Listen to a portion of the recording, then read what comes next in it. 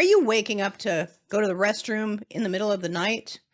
Many people ask us the question, how can I help this thing called nocturia, which means nighttime urination? I gotta go pee right now. No, I'm just kidding. No, honestly, it's really funny. A lot of people suffer from that. They wake up multiple times a night. Now, I know there is a thought process that, well, I go back to sleep a lot, but bottom line is you don't want to be woken up to have to go urinate 7 or 8 times a night, and that's what we're talking about with nocturia. There's some things that can contribute to that, though, of course. Well, a lot of things can contribute to that. Number one is when hormones decline, the sphincter tone in the bladder declines. So Yep. the tone between the sympathetic and parasympathetic components of the bladder get out of balance. You see the commercial, it's gotta go, gotta go, gotta go. Well, that is a neurological imbalance in the bladder, which oftentimes can be handled with a couple things. Number one is Kegel exercises. Number two is get your hormones checked and get your hormones balanced. And that stands for men and women alike. Yeah. Males oftentimes have an enlarging prostate as they get older. Therefore, they don't empty their bladder completely when they go to urinate. So Kegel exercises, again, can strengthen the bladder and strengthen the amount of urination that is excreted at the time of urination. People will say, well, I've got to drink half my body weight in water in a day. Well, that's the old adage. What people don't understand is that's not your body weight. It should be your lean body weight. So it's important to have a body composition analysis done, and then take your lean body weight and divide that in half, and that's the ounces that you should focus on. Remembering also that you can only really absorb about 4 ounces every 15 minutes unless you're actively exercising. So waking up and jugging down that big, 8 ounces, 12 ounces of water so you can get it out of the way really doesn't help your body flush itself. It's better to sip all day long and then maybe start to decrease the amount of water that you're taking in around the hour of 6 o'clock at night so that your bladder is not still having to do the work when you're going down to sleep. I've explained it like this to people, before as we age, things happen with our vasculature and our muscular system.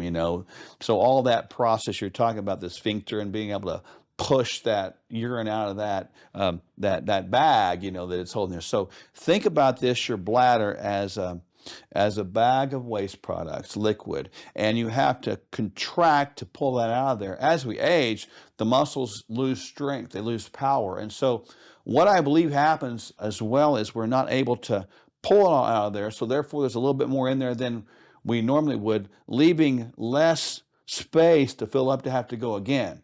And so that's something good to understand. So the things you talked about are going to help that. I think too, if you got a swollen prostate, of course, you can take some prostate supplements, namely that would contain like ingredients like saw palmetto and nettles that could help shrink that prostate. Eating healthy, we've done segments before on anti-inflammatory diet. Sometimes the prostate gets swollen because it's inflamed or it's infected. That's not good. Sometimes it just swells up anyway, but we can keep that at bay by doing the right things. And then certainly when we talk about water, the right amount's important. As you get into the evening, probably start doing more sipping than chugging. That'd be a good tip.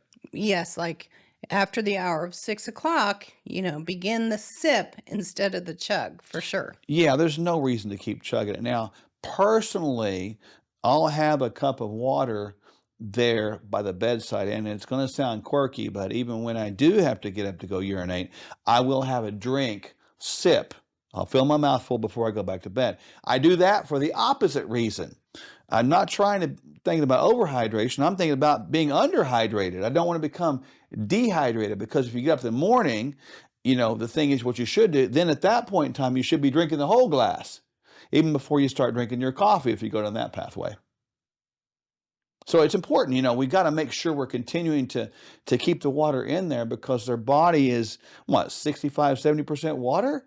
So we need water, so don't fear that because it causes you to have to go to the bathroom. But again, it's timing. And it's really maximizing the idea of that, because when you don't urinate, you're not able to eliminate toxins. Also, if you get to a point where you're urinating 5, 6 times a Mhm. night, we have to think about other things.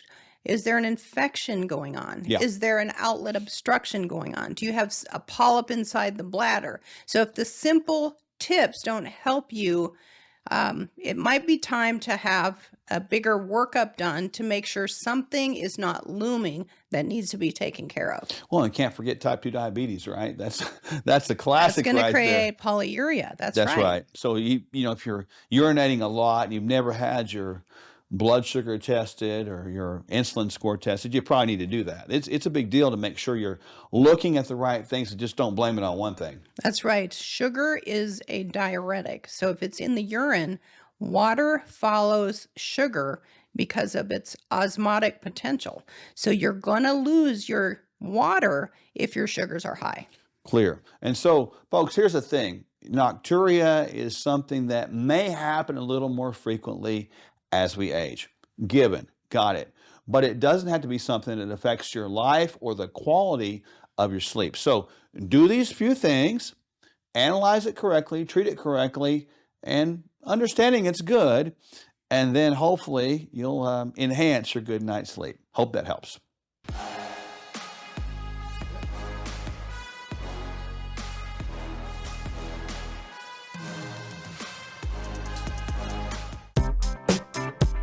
And when you navigate through these economies with people, here's what happens. We want to hold their hand through it, let them know when it's time to buy, sell, reallocate, get out of Dodge. Because a lot of times when you're struck with fear does two things. Number one, it can paralyze, and people just put their head in the sand and say, I'm just going to forget about it and hopefully it gets better. Or it causes you to make a wrong decision. And this is why we are here, is to help people navigate through the political quagmire nonsense that's going on, the economic malaise, and the absolute collapse that we're seeing. And when our freedoms are eroding, our political freedoms, our economic freedoms, our personal freedoms, our religious freedoms, our health freedoms, they're all tied together. But you know what doesn't need to erode with that? Our finances. KirkElliottPhD.com/Sherwood. Exploring biohacking, bioharmonizing, biosynergizing, stacking, resilience, or anti-fragility? Start here. No gimmicks, just proven results.